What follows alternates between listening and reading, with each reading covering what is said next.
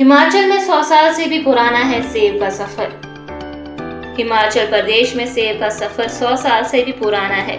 जब एक 22 वर्षीय अमेरिकी युवक देवभूमि हिमाचल पहुंचा था। यह कहानी है उस युवक की जो भारत आया था कुष्ठ रोगियों की सेवा करने के मकसद से। भारत में उम्मीद की गई कि वो भारत में ईसाई धर्म का प्रचार करेगा, लेकिन वो खुद सत्यानंद बनकर हिंदू बन गया। जी हाँ, करीब 111 साल पहले 1905 में अमेरिका से एक युवक हिमाचल आया था जिसका नाम था सैमुअल इवान स्टॉक। यही वो शख्स था जिसने हिमाचल प्रदेश को सेब की सौगात दी और जिसका आज हिमाचल प्रदेश की अर्थव्यवस्था में सबसे बड़ा योगदान है, जिसने हिमाचल की पूरी तकदीर बदल कर रख दी। यही नहीं बल्कि भारत की आजादी की लड़ाई लाला लाजपत राय जैसे नेताओं के समक्ष था, जिसका कांग्रेस में ओहदा राष्ट्रीय नेताओं के बराबरी में था। सैमुअल स्टॉक अमेरिका का रहने वाला था। उसके पिता अमेरिका में व्यापार करते थे। वर्ष 1904 में 22 वर्ष की उम्र में फिलाडेल्फिया से भारत आए थे स्टॉक्स, जिसका मुख्य उद्देश्य था भारत आकर कुष्ठ रोगियों की सेवा करना। सैमुअल ने इसके लिए हिमाचल के सबाथू को अपना केंद्र बनाया। हिमाचल में रहने के दौरान स्टॉक्स की मुलाकात शिमला के कोटगढ़ में रह रहे साधु सुंदर सिंह से हुई। स्टॉक्स ने यहाँ काफी समय गुजारा और साधु सुंदर सिंह से ध्यान योग सीखा।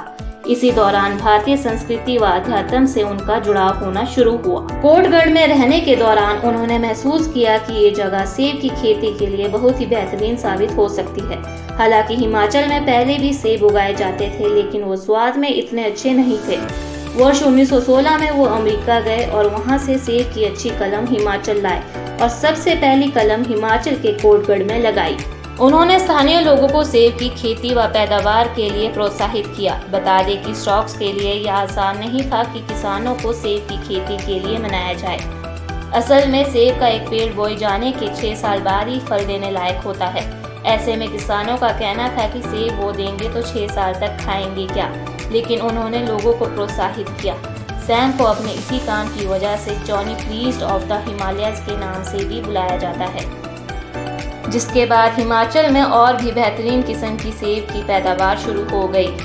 उन्हें हिमाचल की राजधानी शिमला इतनी पसंद आई कि उन्होंने यहाँ रहने का फैसला किया। उन्होंने यहाँ जमीन खरीदी और एग्नेस नाम की लड़की से शादी कर ली। वर्ष 1932 में सैमुअल ने हिंदू धर्म अपना लिया और सत्यानंद स्टॉक्स बन गए।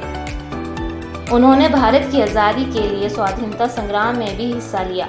वो इकलौते अमेरिकी थे जो अखिल भारतीय कांग्रेस कमेटी के सदस्य बने। स्टॉक्स इस दौरान कई बार गिरफ्तार भी हुए और महीनों जेल में बिताए।